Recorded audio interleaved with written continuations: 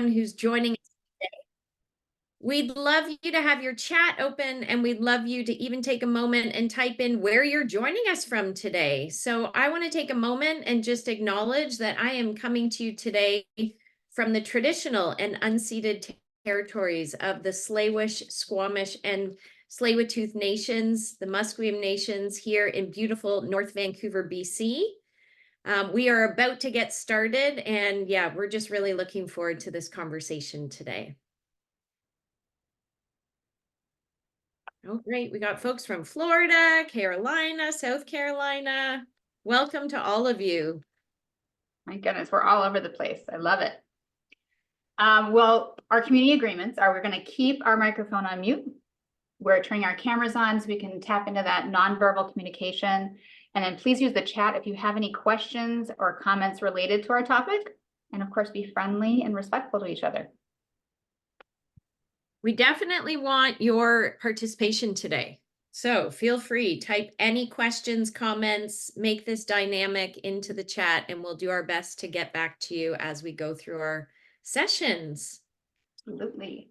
So I am Stina Borth, and I am the productivity and neurodiversity expert, learning specialist, CEO, founder of Keymaker Services. What I do is I guide leaders and teams of professionals to unlock their full potential through neuroinclusion. I emphasize learning practices and accentuate unique cognitive styles that integrates theoretical knowledge and practical insights. But on top of that, I am a badass fisherwoman. I love playing darts. I like water sports, hiking, dancing. I'm an auntie. And Debbie, I see you as a pro in human resources, leadership development, and definitely a culture expert. Thank you so much. I am so excited for this partnership, and Stina and I have collaborated just to really talk about neuroinclusion and how we can create workplace cultures and environments that really embrace the strengths of everybody. My background is 25 years in HR. I'm the CEO and founder of One Stop HR, located here in Vancouver, BC. And so I do human resources consulting, and as Stina mentioned, leadership development, employee training. I do employee engagement surveys, and I'm an ICF certified coach. And really, I do a lot of work around creating workplaces where everyone can flourish. And I see Stina as the neurodiversity expert. So great to have you here, and for me to be able to shine some perspective on the HR piece, and for us just to be able to answer whatever questions folks have today. I'm also a nature lover, so not a surprise, skiing, hiking, boating, and like Stina, I also love to dance.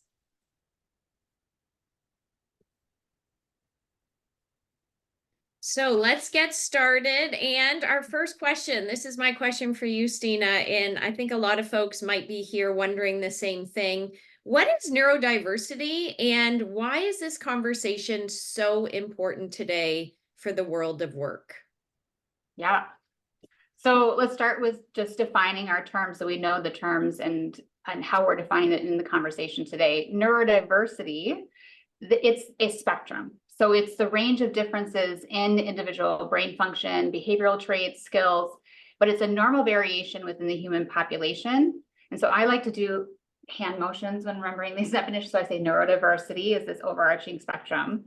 And then at one end, we have neurodivergent. And neurodivergent is a person whose brain works differently than the majority of the population. It's typically associated with like a diagnosis of ADHD, autism, OCD, dyslexia, and it goes on and on. And then we have neurotypical on the other end of that spectrum. And neurotypical is someone who's not neurodivergent. They don't have a diagnosis, and they are viewed as having a typical nervous system experience in relation to the majority of the population. It's important to note, though, for this is that people that are in that neurotypical, they typically, let me back up. So with neurotypical, there's also many folks that don't know that they're neurodivergent. They just haven't come into that awareness yet. And so sometimes there's not a proper diagnosis and they're inaccurately labeled as neurotypical.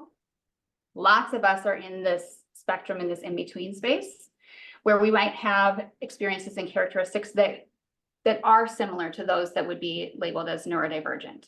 And we all have nervous systems, and we all have the need to maintain our nervous systems to be productive and function within work, within our relationships and communities. Now, NeuroInclusion, so I do this neurodiversity, neurodivergent, neurotypical, and then NeuroInclusion is taking this information in and including it in how we are approaching our work and how we relate to others and how we make decisions.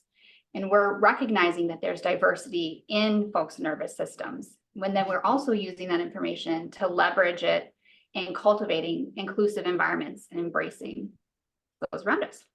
Yeah. Stina, And yeah, sorry, I was just going to say, this is so amazing because as an HR professional, I wish we had learned all of this 25 years ago. right. But we function on the information we have in that moment. And the wonderful thing is we're getting more and more information, and we're learning more and more of how to navigate and be neuroinclusive in conversations like this. So I see it as it's important in the work world. There's stats out there that are just so incredible to take in, and also remember is that we have 1 in 5 folks that are neurodiverse. They're on that neurodivergent.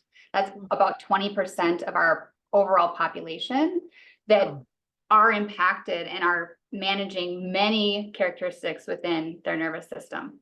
Yeah. So logically, if we think about it, if that's that same population that we're pulling our employees from, we can use that within the work environment and population as well. So that's probably the first point to think about is that we likely do have a huge number of folks that are neurodivergent, whether they've disclosed or not.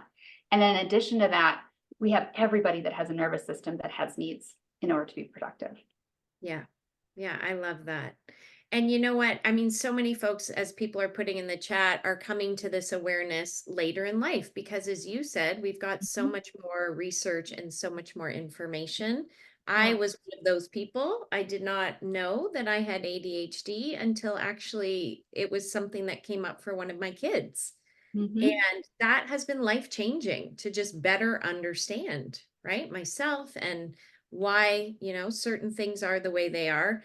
The other stat, Stina, that I thought I heard yesterday, which really was mind-blowing to me, is that 55% of business owners are neurodiverse and 45% of C-level executives are neurodiverse. And that's completely related to, and there's a term of neuro-entrepreneurship. And really, when I hear that and I look at the stats and the research for that, that's also so relative to leaders in all functions. Yes. Because there's wiring in a couple places in our brain that there's just more connections. Yes. And it's fantastic. The thing is that with more information, you have power and you have the ability to make better decisions and to be more inclusive and supportive. Yeah. And agency, right? And agency. So as we're continuing this conversation, I mean, this is the best part, right? Talking about agency. What are some of the best accommodations that you have seen, and just even through your coaching practice around executive dysfunction and executive functioning? What are things that are helpful for people in the workplace, whether or not they have a diagnosis? So I always emphasize first, if you're having a conversation, maybe you're a leader, maybe you're working with a colleague, or maybe it's just a friend, a partner, a community member, is you want to ask, what is beneficial to you in communication, in work, and being productive, but facilitating also that discovery, leading into that awareness, holding that space for that person, and enabling the communication of what is supportive for them in being productive. That would be my first go-to. Then I would go into, I mean, there's many that come to mind that are really, really helpful. So like noise canceling headphones, earplugs, using some white brown noise, written, concise instructions. So being very clear, being flexible in your communication mediums. So if you have provided information verbally and it wasn't received or wasn't digested, that you also want to provide it in writing or model it through action. Uninterrupted work time. Interviewing, which is kind of what I just referenced with asking those questions, but interviewing with neurodiversity, being flexible in your schedule in your workplace, So Mm. making those adjustments, emails, calendar organizers, extra time, flexible time. Mm-hmm. So I talk about time all the time. I talk about time all the time. I talk about time all the time within with my clients about how you can really do some self-observation and know when are the times that you are the most productive, most engaged, what works for you. How does your nervous system process time? What's your time awareness ratio? Which I won't go down that rabbit hole right now, but it definitely is worth understanding. Yeah. Job coaching, mentorship, accountability partnership, allowing movement and stimulus devices, in meetings like this, closed caption, recording meetings, meeting notes. And that leads me to assistive technology. So screen readers, speech to text, all of this it leads into that huge payoff of using these accommodations that are both self-accommodation and employer provided accommodations of creating a more inclusive environment. Yeah. Because ultimately that's what we want. We want to create a co-accommodation culture that folks are able to self-accommodate and receive accommodations from their employer. Yeah. I love it. And some would even argue that the changes that we've seen, just even since COVID with hybrid workplace and more flexible schedules and like has actually helped to accommodate for some of these things just naturally. I did a training session yesterday and there were a few folks who had those treadmill things that you put under your desk. I'd never even seen this. And I thought this was amazing. And they were on the webinar and they were just walking as we were doing training. And they said this is so helpful for them to focus, pay attention, get all that energy out of their nervous system. And if they are in the workplace, they may not feel comfortable to be using something like that, right? Right. I mean, that just makes me think of like, I use something like this every day. Yeah. Every day. And what does that help you do, Stina? What does that What help? does stability does? It helps me, it helps me regulate my nervous system and my attention. Okay. Moving. It's like fidget rings. I have mine right here. So under the desk, right? Just whatever helps. There's a great question in here. Someone was saying, yeah, which accommodations are you using already? So for the folks that have joined us here, would love to just know what kind of accommodations is your workplace embracing? And someone's asked, what was that tool? So if you could give the name of the cushion that you sit on. Oh, you know what? I can send it. This one says gofit.net. But you just look up a stability disc, Amazon. Yeah. And similar to the balls, the exercise balls that so many people sit on, and now they have so many cool changes in terms of desks and, you can lean forward. And so I just encourage people to look and find something that can be helpful for them. Okay, we've come a long way in terms of accommodations and across the board. I feel like you and I can agree. We've had so many good conversations that we need to move beyond this compliance idea to start leveraging neurodiversity more. So this really is what's going to give companies a huge competitive advantage. So why is that? Well, first of all, compliance is its obligation to doing what is required in the bare minimum. It's not really leveraging. And so when you're leveraging, you're recognizing the substantial benefit to the company of the awareness of neurodiversity. And then you're integrating that into your company practices. And what's great about taking this stance and going down this route is that it's going to ping 3 different areas that are really impactful on a business. So you have performance, productivity, you have engagement and retention. And so you're going to see leaders that get more out of their teams. You're going to have employees that are naturally going to feel a stronger desire to not only be engaged, but they're committed to their work. And then you have employees that want to work in that company and they want to stay in that company. And really what we're seeing is that there's this growing number of prominent companies that have chosen to lean into neurodiversity awareness initiatives and changing their processes to be able to access that neurodiverse talent, is that they are getting all those areas. They're getting productivity gains, quality improvements, they're boosting in innovative capabilities, and their employees are engaging more. There actually was and I'm going to recall there was a director, and I think it was at HP, the IT company, that said that there's no other initiative that they've done that the company experienced so many benefits in many different levels. Mm. And that's really rooted in the diversity of thought is extremely beneficial to any organization. It allows for innovation. That's where you have that built-in talent pool that you can pull from of folks that work differently and excel in different areas. And it's really critical for providing that equal opportunity for meeting the demand and leveraging talent. And then when we're embracing diversity and inclusion, and we're choosing to do that, we are also saying and recognizing that all types of diversity are interconnected. So if we're fostering a culture of acceptance, of understanding, and celebrating these differences, and we're creating that, we're also creating a foundation that's needed for neuro-inclusive work and inclusive work in general. Yeah, that's so good. So, yeah, we know that all types of diversity are interconnected. So we do want to foster a culture of acceptance, understanding, and celebration of difference. This is really the foundation, isn't it, that we need for neuro-inclusive work. I think we've got a poll coming up soon. Yes, we want some interaction. So, great question. Have your leaders and managers had training on neuro-inclusion and how to support neurodiverse employees? Let's see the poll question. It's a great one.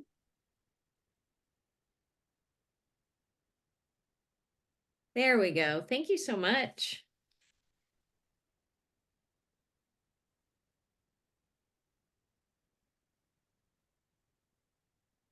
Yeah. I think we're seeing very common similar patterns that you and I have interacted with through our work with our clients. And really why these conversations are so essential. Yeah. Yeah, and we are at a starting point. I feel like we're on the cusp of something really great in this space.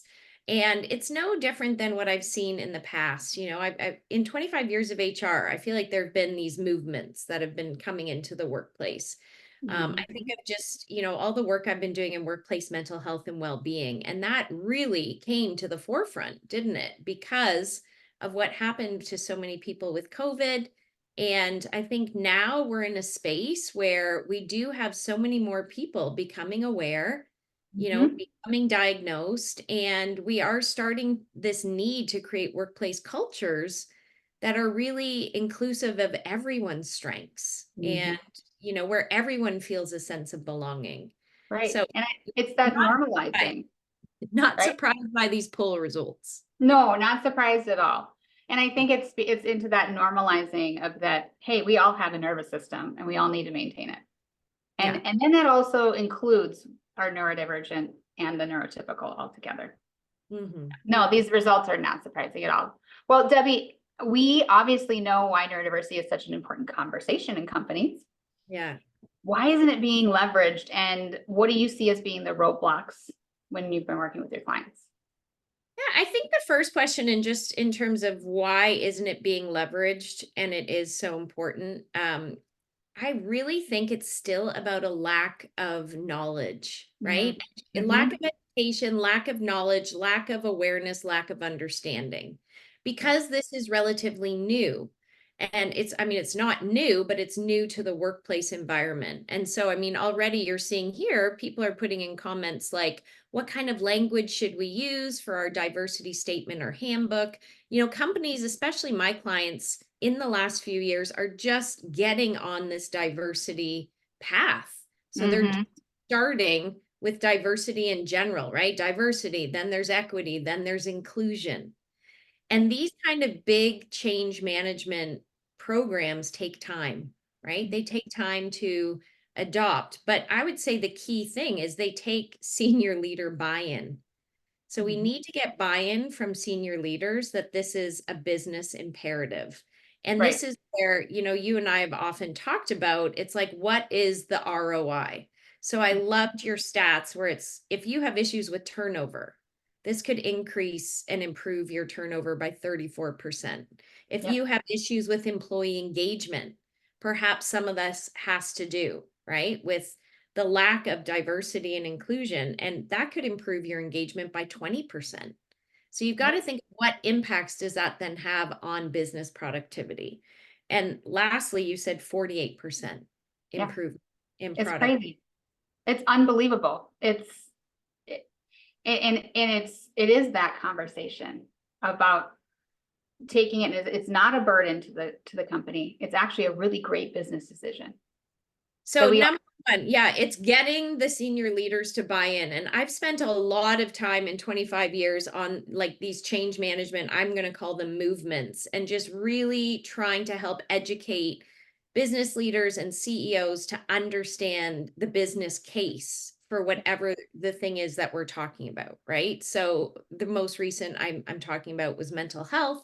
And then when it comes to, yeah, embracing a culture that everyone feels like they belong and where they're using their strengths, it also has to be a priority for HR leaders. So part of the job of HR leaders is to keep business leaders educated and informed about what is happening, right, in the labor force and how that's going to impact workplace culture and the environment. And so HR folks need to be visionary about this. And I know sometimes it's hard because you get so, just overwhelmed with all the day-to-day tactical administration stuff. But the best HR leaders I've worked with over the years are leaders that are visionary and can think ahead and see ahead to the trends, Yeah. right? So I always love to support HR folks in educating them about the topics that are up and coming so they can then turn around and educate their business leaders. I also think the big thing, it's like every other change management project, then there's, the lack of policies, the lack of communication, the lack of adoption from the employee perspective, lack of training from managers. And I'm also going to say there's a huge lack of trust, Mm. right? So we really need to create that psychological safety. And I think that there's still a belief that neuroinclusion initiatives are going to be really costly and just become another burden to the company. So these are the things I hear when I'm in the rooms with CEOs and HR leaders, right? Yeah. These are Yeah. the roadblocks, these are their concerns. And so we need to come up with a strategy to be able to help address those things. Right. And I'm wondering too, because, and I think I might know what the numbers are going to be, but I really would like to do that poll about, does your company have a neuroinclusion policy? Like, I'm really curious of all of us here. Yeah. Is there a policy at all that speaks to that? Even maybe not directly, but is there anything that's being implemented right now? I think the poll is up here right now. Yeah, I see it. Okay. So let's see. Do you have a neuroinclusion policy? I mean, that is the first place to start, right? Yeah. So let's see what folks are saying. I think there is a slight delay in the polls. That's okay. Or it's traveling through internet space altogether. That's all Yeah. I right. mean, this is, again, isn't surprising, Yeah. but it mirrors about the same. Yeah. So, yeah, I mean,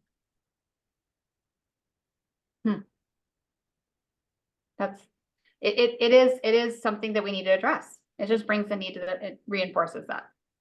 Yeah. Yeah. And so, I think part of what I do is help HR folks figure out how to operationalize the things that you've been talking about here today. Mhm, mhm.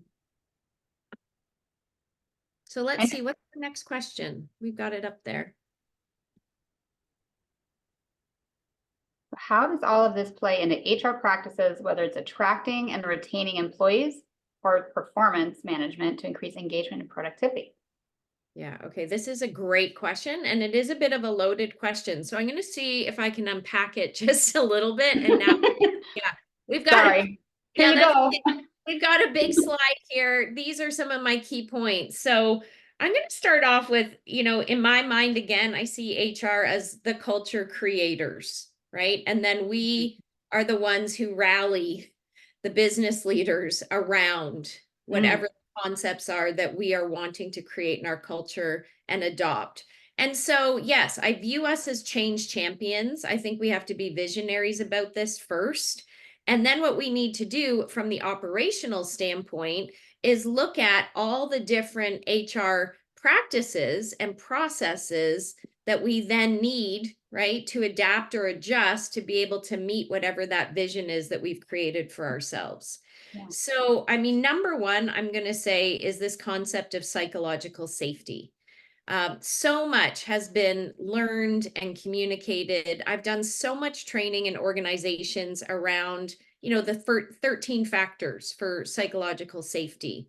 And these are things that companies should be measuring in their employee engagement surveys. So I've been doing surveys for 25 years for clients, and often companies are thinking they're doing good engagement surveys. And I say, just send it to me. I'll like for free. I'll just take a look at your survey, give you some feedback as an outside perspective.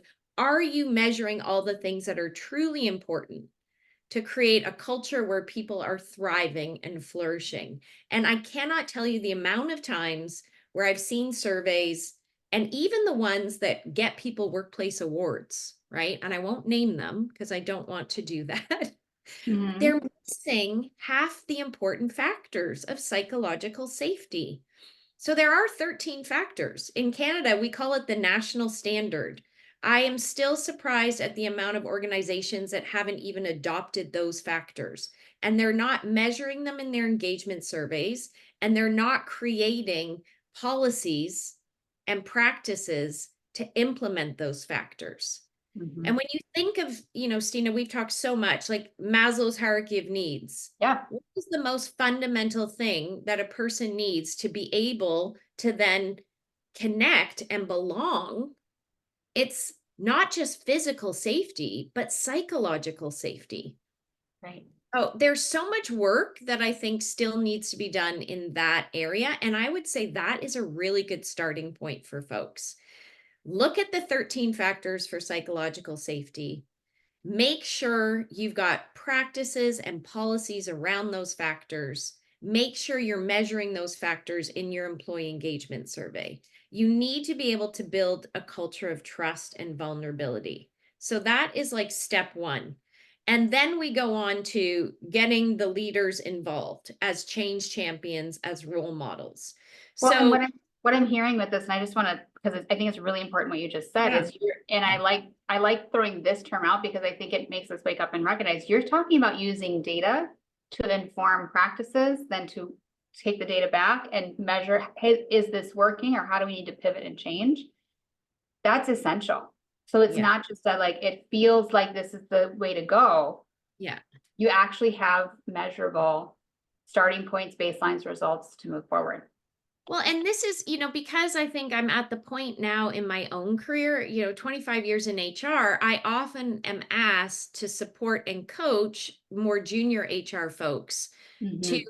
find ways for them to get Right. buy-in, to be able to implement changes. And always my go-to is do an employee engagement survey. What Mhm. you measure is way easier to implement, and you will get buy-in if you go back and say 30% of employees said they won't be here in 2 years. What? Mhm. That Mhm. gets people's attention. And then you want to know why, right? Or if you get a survey back and it says 20% of employees are experiencing harassment and bullying on a daily basis, like that gets people's attention to then agree to do things like leadership training or Right. management coaching, Right. right? And that matched with the types of assessments that we do that are so skill focused. So Yeah, very much in the executive functioning skill areas of saying these skills can be improved that feeds into this and this feeling and this decision that this employee is making to stay, to leave, or why these maybe they're not taking in that information that's directive from the manager and why there's issues with implementation. yeah. And so just data all around is essential. It's essential as a starting point. And, Mhm. I will just say so thinking about it from a Canadian perspective, when I Mhm. think of what are the conversations I have literally weekly with business owners, the war on talent is fierce. The labor market shortage is real. It's Can't believe getting it. harder and harder for HR folks to find good employees. And when I match that, this is what's mind blowing, Stina. We have about 600,000 Canadians that are neurodiverse, and Mhm. only a third are currently employed. Right. What? And Huge when you pool that is not being used. That's not, we're not dipping into. and they have so many strengths. And so Mhm. that leads me to my next point, which is So I would adapt. say even we, because you and I are in it. Yeah, yeah. And We're and in the this same pool. this leads me to the next place, which is adopting performance management practice that's strength based. Like, Right. why are companies still doing performance reviews and saying to people, here's your strengths, but here are your weaknesses? And let's get you some training on your weaknesses and let's put some focus and energy on your weaknesses. So, why? We can all be more mediocre? Like, we Mm. need to start questioning some of the old HR practices that, in my perspective, are very outdated. And so I really encourage folks to take a strength-based approach. Right. And when you do that, you will create an environment that is more welcoming to things like neurodiversity. And So with it's about reaching out to folks like us that we are creating these alternatives, because a lot of times they're using the systems that they know and that they have access to and awareness of. When given an alternative, we can replace that. It's like any behavior change, right? You do the same behavior, you do the same thing until there's another option that fulfills that need more fully. And when we're finding with neurodiversity and neuroinclusion that's not common knowledge. And Mhm. so it is really speaking to and collaborating like we're doing and we have been doing. And then also folks reaching out and asking those questions like, is there something else that I could be using Yeah, that we could try that maybe could serve me better? yeah. I do. I Can we oh go touch ahead. for a moment though, too? There are a couple of other key HR operational pieces I do think are important. So, you mentioned in terms of accommodations, again, so in Canada, we have the duty to inquire when Mhm. we start to notice someone's performance is not where it should be. Right. And then we have the duty to accommodate. And can I just say how many managers are completely unaware that these are legislative duties and they Mhm. don't know how to execute the duties? So what's Right. happening is they're avoiding some of these really important but uncomfortable conversations. And then they put people on these negative performance improvement plans, which is super discouraging. And then all of a sudden they wonder why their turnover rates are so high or their engagement scores are low. So Mhm. we need to be addressing, right, all of the pieces of accommodation. We need to be giving the managers and leaders training on it. And we also need to be changing some of our HR structures. So even things like benefits have become way more flexible and individualized.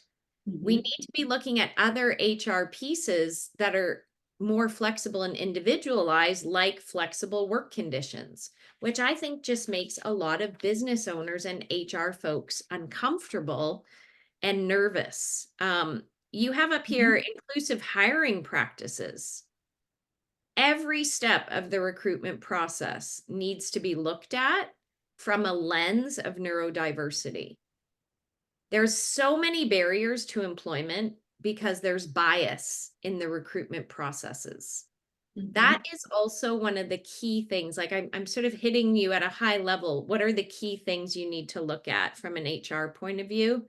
Like, where are you sourcing candidates? We've got 400,000 Canadians underemployed because they're neurodiverse. So, how are you attracting neurodiverse candidates? How are you interviewing them? How are you assessing them? How are you onboarding them? That does need to look different. It needs to look different. And part of it is also establishing a policy and a stance saying we are actively including this in our company. Because when candidates see that, I mean, it could be as simple as putting that out through the post or on the website. Because when folks see that, they go, okay, that question that comes in and says, do you have any disability or otherwise, da, da, da, there is like this, do I say it? Do I not? Is it beneficial to me to disclose? I do a whole training on disclosure. Because if Yeah. it isn't something that's going to benefit, because by thinking about, if I disclose and I disclose to XYZ person, I'm relying on their understanding of whatever label it is that I have at this current moment to share what my experience is, of what their knowledge is and their background and understanding. And a lot of times it is not, because neurodiversity is such a spectrum. Mm-hmm. And so I encourage folks to share, what is your experience? What works for you that you're already doing for accommodations, modifications that allow you to perform in your true ability area? And then what are you requesting? Like, what would be helpful? Yeah. That you think is a reasonable request from your employer, and having that conversation. But it does start with the company putting out and saying, you know, we are a safe space for this conversation. Yeah. And you know what, here's the thing. I'm 100% on the policy and the stance. And where I think then things fall down is on the implementation piece, right? And this is where I think you and I are great at tag teaming with organizations to help support it. And one of the biggest things from a change management implementation, right? One of the biggest failures is the lack of training and the lack of support and the lack of time for things to adapt, right? So we definitely need to be starting at a baseline. Again, I can't tell you how many clients I work with still in North America, Canada, who have not even given diversity, equity, and inclusion training to their leaders. Like, we are so far behind the 8 ball. And that's a beginning place. And then think about things like respectful and inclusive workplace training. And then all the things you and I have talked about today. Do we have management training that supports the things we're saying? And then do we have employee training? Because it's not the manager's job to be pushing this. We need the entire environment. Yeah, everybody needs to be given Open the and opportunity curious. Yes. And so, right, of course, you'd be nervous to have individualized, flexible workplace arrangements with people if your work environment is still in this mindset of the old way, which is everyone should have the same. Why is this person any different? So we need to start working on helping change some of those very old ingrained mindsets. And I And think that's the I think employee. it does start with, and I think we have a related poll to this actually. So maybe we want to put that up, is it starts with our employers asking these questions around neurodiversity in their annual engagement survey, because that is also a tool of just sparking it, where folks say, well, what is neurodiversity? You know, and starting to normalize the conversation, starting to have the conversation. Yeah. And give that, because so much of our ability to express and even connect and make decisions is based in the language that we have to use to communicate it. We don't have that language. It can't happen. Yeah, absolutely. So, I mean, we have talked about a lot, and hopefully folks have not just learned a little bit about neurodiversity today, but also from the HR perspective, right? How do we go about implementing this? How do we begin to shift in culture? How do we get leadership buy-in? Curious if you've got questions for us, because we still have some good time here for questions. But Stina, I do want to ask you, where do we go from here? So our hope in providing this free session for all of you is that you are interested in joining us in this, right? We want to help create, right, change champions in organizations, and we want to help create cultures that support all people from a place of strength. So, Stina, can you just tell us a little bit, how can you help support people who are on this webinar today? Right. And I'm going to jump off what you said. And really our desire is to partner with folks that are seeing this as a value. So I and Keymaker, my team, we provide training, consulting, coaching, speaking for companies and organizations that are interested in increasing that productivity, engagement, and retention through NeuroInclusion. what we talked about earlier too, we collect data on skills directly related to neurodiversity. That informs our focus of the training, and then we can track progress. And we provide that accountability partnership, that's what you're talking about, of like the implementation, supporting with that after the initial training, and then so that it can actually happen and be digested and taken into the culture. And I mean, the easiest way for me to support folks is for them to reach out to me either on LinkedIn or scheduling a call, just getting on to my calendar. And so we can have a one-on-one. And I know we're going to be throwing out some scheduling links, and you can scan that code there too. That'll give you a scheduling link. But that's the easiest place, is start asking the questions and start reaching out for partners like yourself and me. Yeah, awesome. That's so good. And I'm going to ask you, Debbie, what's the same question? How can folks get in touch with you, or how can you be a resource to them in the next steps of this? I think it's my experience in change management, right? And my experience in leadership development and coaching, performance management. So it's the ability to operationalize a lot of what we're talking about like today. So beyond the policy and compliance piece, it's doing employee engagement surveys. It's what training can we provide for our managers and leaders, the training for employees. A lot of folks are going to need some coaching. I know you do great coaching for folks that are neurodiverse so that they can be supported in really being able to shine and use their strengths. My perspective is probably more coaching at the management level, right? So helping managers learn how to leverage people's strengths and how to give feedback and how to coach people in a way that builds their confidence and is inspiring, right? And how to create cultures that really are inclusive and that everybody feels like they belong, and how to create psychologically safe workplace cultures. So that's the work that I spend most of my time doing. And I do think there was a great question up here, which we haven't really touched on today, is there's also the mental health piece of all of this, right? And so I also do a lot of work in creating workplace cultures that are healthy. And so looking at mental health and well-being factors and really making sure, because if someone is neurodiverse and they're in an old, outdated, archaic, unsupportive workplace culture, that's really going to start to take a toll, right? Take a toll on their confidence, take a toll on their well-being, leads to really high levels of stress. And so are we also caring for people when it comes to mental health and well-being? So those are some things that I can support folks on. Yeah. Absolutely.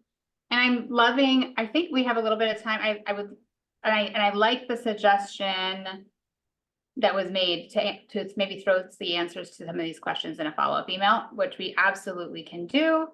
But I do like that first one of like, how can we include the full spectrum of neurodivergent disorders within our work when most of the conversations about ADHD and autism? That's awesome. So Stina, why don't you take a stab at that question? That's a you question. That's a perfect you question.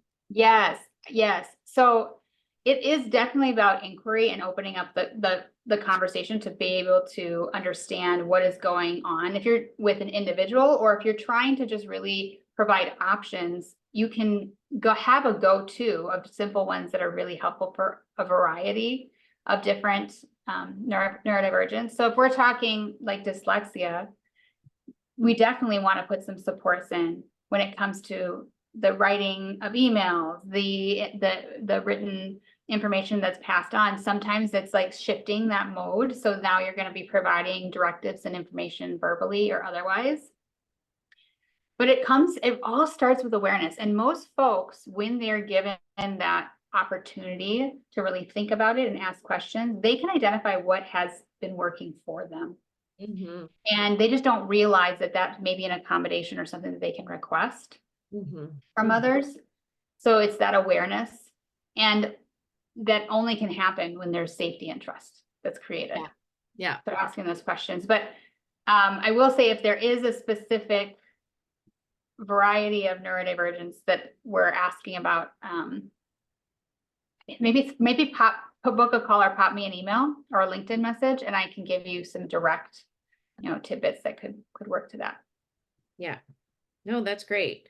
And And I mean, then, can I also just add that I think having workplace supports in place, so things like employee assistance programs, right? mhm, And making sure that your benefits are also being supportive so that when someone's struggling, you're stepping in to be a bridge to the resources and supports that are available for people and yeah, encouraging people like it's okay that normalizing it, like it's human to mhm, have struggles. And for the longest time, I just thought I was anxious, right? mm, I didn't realize that I had ADHD. And so if I get to a place, or we can help people get to a place and create environments to get to a place where we all have challenges. So we right, don't need to hide them. Let's talk about them, try to understand them. And if we're not sure, we know we can go to places that support us, that can help us figure it out. And then we can mhm, bring that information back to our employer so that we can, right, set ourselves up better for success. right, yeah, Even the work on breaking down stigma, right? mm, And helping people to feel a sense of agency instead of shame, getting rid of the judgment so that I can be able to come to you as my employer and say, hey, this is what I've learned about myself. This is, mhm, I thought I was anxious. I thought I was stressed out, but in fact, it's because I've learned this. And could we do this in my job instead? Because that would really minimize this for me.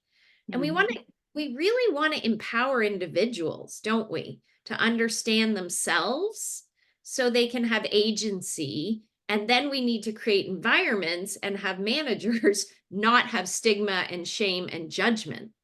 It's mhm. like It's the by two go hand in hand. providing the exploration, the awareness, and the training for Yeah, discovery. And sometimes it's just facilitating that discovery and holding that, hey, here's a time and space, and we're going to lean into this so that employees and leaders can discover that.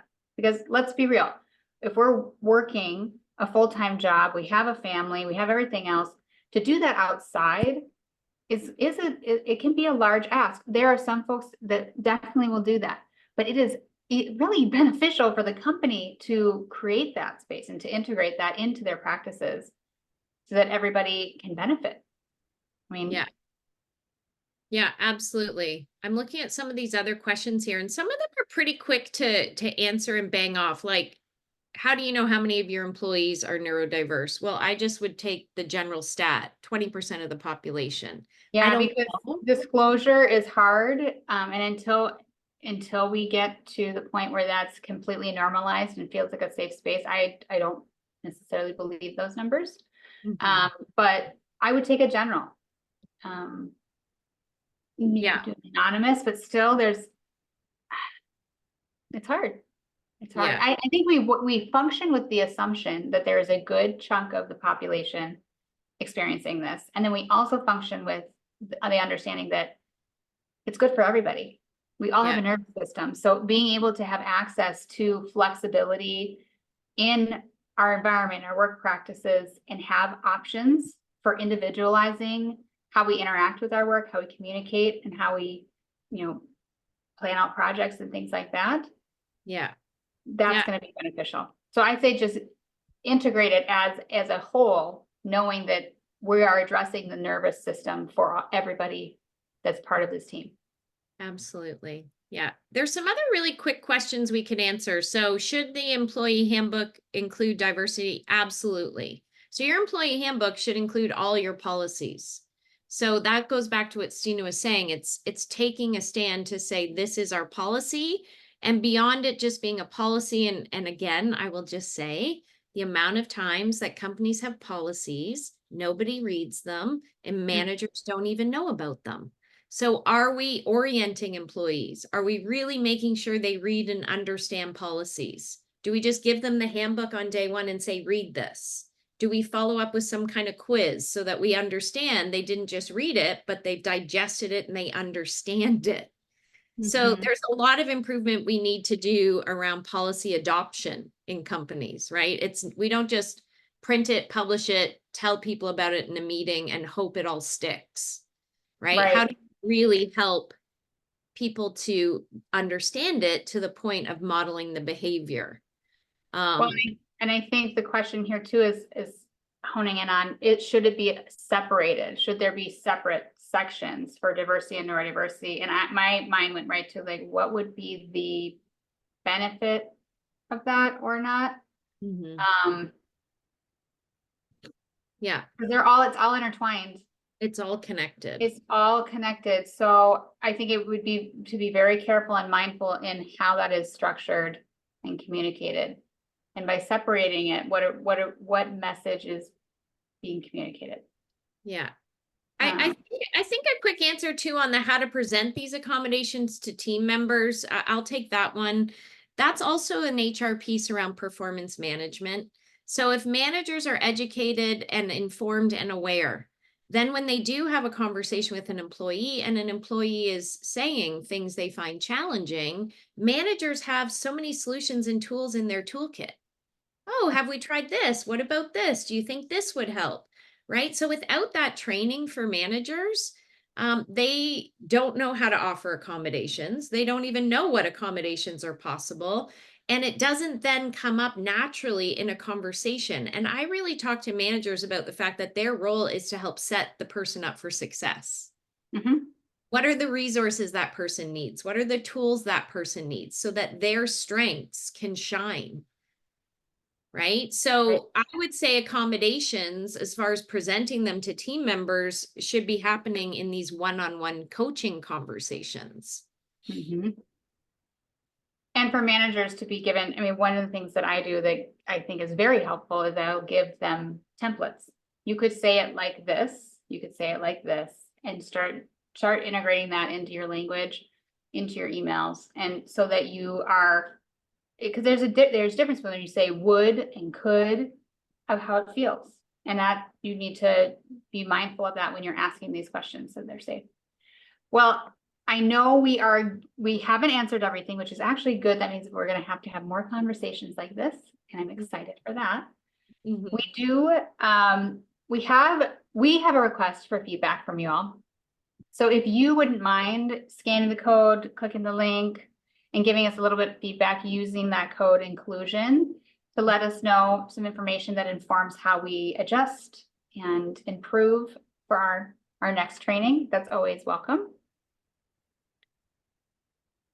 Yeah, that's great. Thank you. And then I also just wanted to highlight to everyone, so use the link in the chat and you'll see it there to schedule time with Stina.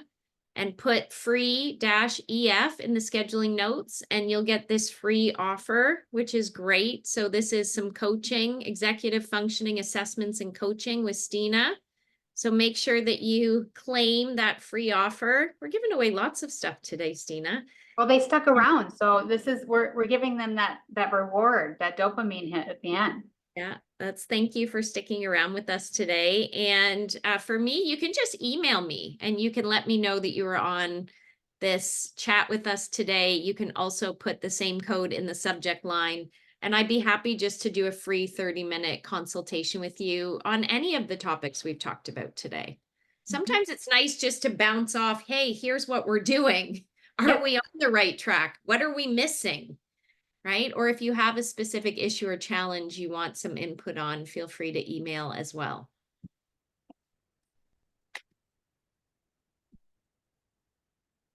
So I think we're near the end of our time together. I just want to say we did really well with time management. We are very aware of our time. Thank goodness. High five, Stina. Good job. Yay. Folks, we weren't sure. We had a lot to say. So it's an area of that neurodivergent self of me that I struggle with. Lots of accommodations and self-support in place. If you want my toolkit, just ask. Yeah, I love it. So I just want to say thank you to Stina. She is a wealth of knowledge in this area. She has been such a blessing to me, not just from a business partnership perspective, but just all the services that she provides. And I'm sure I'm not alone in the fact that so many of us, neurodiversity touches us all, right? Whether it's ourselves, someone in our family, or a friend. So I would really encourage folks to keep in touch with her, get in touch with her, and see some of the amazing coaching and support services that her business is providing. So thank you, Stina. Thank you, Debbie. And I feel the same way that our conversations and the work and the development that we've been able to do together, it blends and it complements, and it's all of your experience with culture and how to bring in these policies that really my niche is neurodiversity, and it fits so well and it complements well. It's wonderful to find another individual in this world that we can link up, and as we're walking into those waves and they come at us, we stabilize with each other. We can keep moving forward into this work. So Yeah, thank you so much. And thank you to all of you for coming today. Such great questions, yeah, great participation in the chat. I loved that people were so open and sharing their own resources, ideas, experiences with folks. So thank you so much for that. That made the session fly by. it did fly by. It absolutely did. And I see a question about resource documents. I would say yes. I want to know more of what resource. What you We have need. lots of them. Which ones do you want? Tell us what you need. Send us a message. Yeah. Yeah. Okay. Happy to support you. We are here for you. We are in your support system now. Yes, So great to meet all of you. absolutely. And thank you for joining us today. I wish you a great rest of your day. Absolutely. Thanks, Avery. Thanks, Stina. Thanks, Thank everybody. you. Happy Wednesday. Happy Wednesday. Bye for now. Bye.